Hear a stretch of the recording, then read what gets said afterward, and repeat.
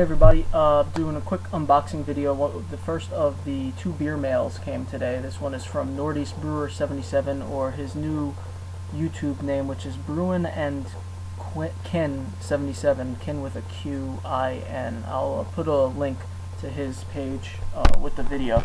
So I wanted to just do a quick unboxing. I'm not going to be able to drink these yet, obviously. And I know from, so here's the box. I'm just going to open that up. Fragile. I know from speaking with him that a couple of these beers are actually just bottled, so I'm going to actually have to condition those for a little while before I can even chill them. And then the other two I should be able to chill for a couple of days and do some tasting videos for.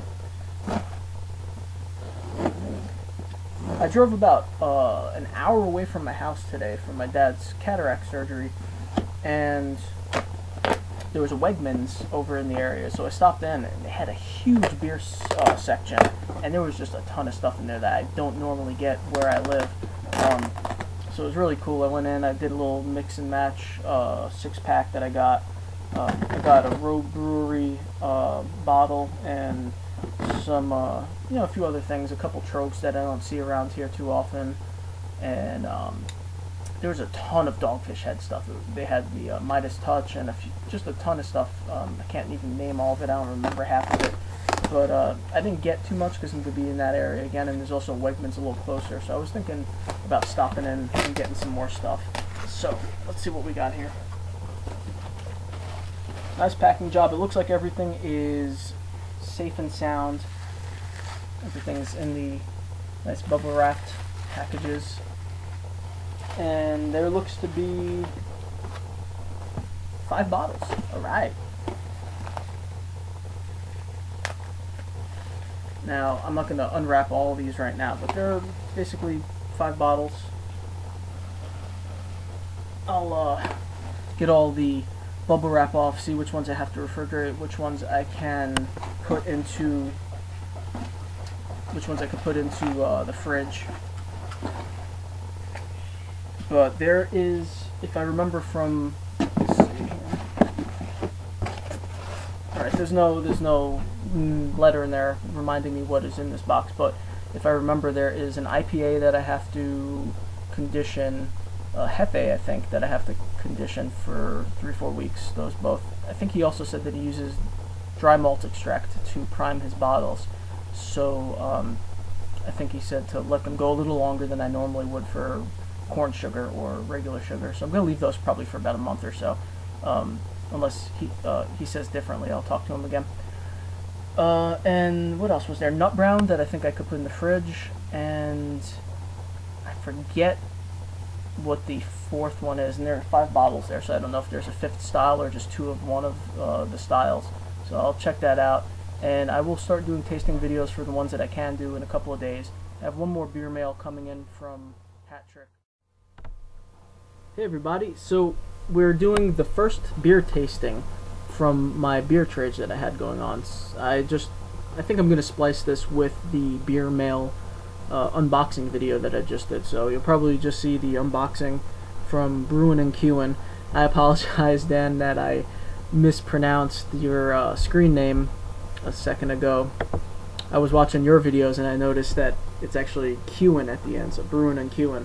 Now I'm going to take a cue from you and actually get my grill going in a few minutes after the video's over, and get some sausage going or something. Have a good dinner. It's nice out again today. So anyway, first of the beers that were sent. Oh, also as an amendment to the unboxing video, that other beer I was talking about, there are 5 beers in the box, and I couldn't remember what the other one might be. I don't know how I forgot, but I wrote a beer recipe for pumpkin ale that I called Moon Hill Pumpkin Ale. My short story collection is called Welcome to Moon Hill. That's where the connection is between my writing and the beer. And Northeast Brewer 77, or Bruin and Qin, I think maybe, yeah, Bruin and Qin 77 is his YouTube name, and Northeast Brewer 77 is his Homebrew Talk name. But he saw the recipe and he brewed it with a couple little tweaks, and he sent 2 bottles of that along with the other stuff that he sent. So we're actually, and I sent him some of my Moon Hill Pumpkin Ale, so we're actually going to see the differences between our technique, but also how his tweaks to the recipe may have changed the flavor as well. And I'll probably do that in my next video, because the other two beers that he sent, the IPA and the Hefeweizen, are just bottled and they need at least like 3 or 4 weeks to condition before I can taste those. So I'll be doing this one, which is the English Brown, and I believe this is the same beer that he just did a tasting of in his video, and I'll put links to his site so you could subscribe. And I do suggest you subscribe to Brewing and Q, and he's going to be doing a bunch of homebrew videos and beer tastings, and we're going to have a lot of crossover too between the beer mail thing. But he did a tasting of this English Brown. This is his wife's English Brown, if I'm not mistaken. Correct me if I'm wrong, Dan.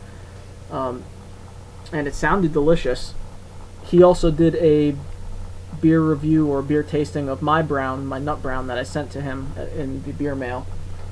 So you can go over to Bruin and Kewen's site or channel to see what he's thought about my nut brown, and he'll be doing the main reason that we did this trade, if you don't remember, is that we were doing a tasting of, I wanted people to taste my cream ale to see if there were any off flavors with it, and that has a lot to do with the water testing that we had done. I haven't gotten the results for that yet, but I will pretty soon. Let me just, my computer kind of skips around and it's hard sometimes. It freezes and I'm not sure if it's going to be noticeable. Alright,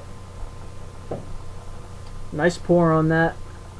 Looks like about a finger of head. I poured it kind of gently though. It probably would have gotten a little more head if I was being more aggressive in the pour. Color is beautiful.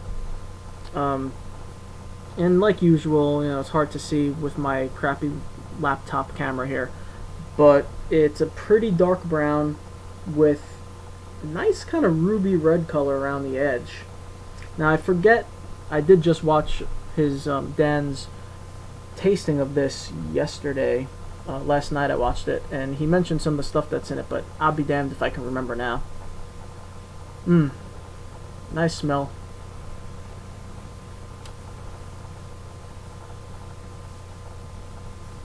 Now, if you've watched any of my other tasting videos, you know that I don't have that great a palate. I'm not a beer critic by any means, and I've even, if you've noticed, kind of backed off doing the beer reviews because they're not that accurate, to be honest. It's just kind of my opinion of the beer.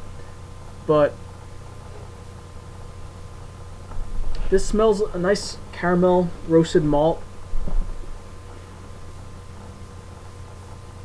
I think I get that Bruin and Q, and he was talking a lot about the mineral smell and flavor in the browns, and I wasn't, to be honest, I wasn't sure exactly what he meant by that, because I guess I don't know what a mineral tastes like, so I had never called it that because I didn't know what that was. But I think I smell what he's talking about. Let's have a taste.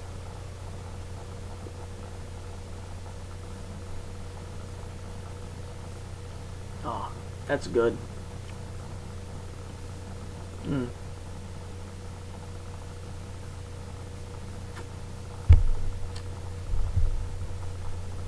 Such a silky, smooth mouthfeel.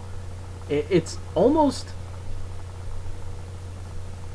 no, obviously not quite like nitrogen, but really nice, smooth. Not sometimes you get that harsh like carbonation twinge to the mouth, but this is just perfectly carbonated for this. Just so smooth and silky, kind of going on the tongue.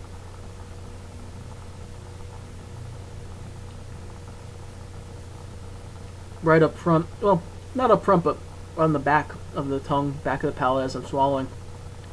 You get those roasts, the caramel.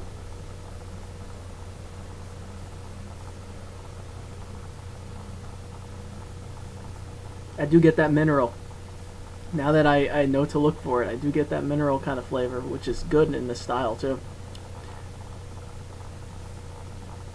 Just a slight, I don't even want to use the word bitter because there's nothing really bitter about this, but that roast malt kind of bitterness, if you know what I mean. That little slight acidic, bitter from the roast malt. Very subtle though, not harsh at all. I thought my nut brown was a little harsh on that end of the acid and bitterness. I thought there was kind of a little too, maybe a little too much of a twinge of that, whereas yours or your wife's English brown here is just so smooth. It's a really good beer. Well, that's gonna go quick. Yeah, very good. I really like that. I forget if you said this was an extract brew, or no, I think you said it started as an extract and now you have been doing partial mashes of it, and then you're gonna do all grain, or is this the all grain? I forget what you were saying, but you really get a lot of the malt flavor, all the roastiness, the caramels, really good, very nice. I can't wait to taste your other beer, the IPA. I'm especially looking forward to. I can't wait until that's all conditioned up so I could taste that. So since I'm splicing this with that unboxing video, I'll cut it off here because I'm already at 7 minutes, plus the other one's probably going to be a 10-minute video as it is. So everyone that is watching, go check out Bruin and Kewen's site, his channel. I keep messing that up. It's a YouTube channel. Oh, by the way, I mentioned Sunshine last time. Here's Sunshine. I showed you Bobo in my last video. This is my human skull Sunshine. I have a cool little bat-shaped stand that the skull is on. I don't know if you could how well you could see that. Anyway, so go check out Bruin and Kewen 77's channel. I'm going to put the links and everything. He has one tasting of my beer and a couple other tastings they did. One of the English brown that I was just having. And very soon he should be doing the cream ale, probably the Moon Hill. I also sent him a graph, so he has a few of my beers to do tastings of. And like I said, I'll probably do the Moon Hill tasting, and then it'll be a few weeks before I taste the IPA and the Hefeweizen, because I want those to condition properly. Hope you enjoyed. Have a nice day, and I'll see you guys next time. Bye.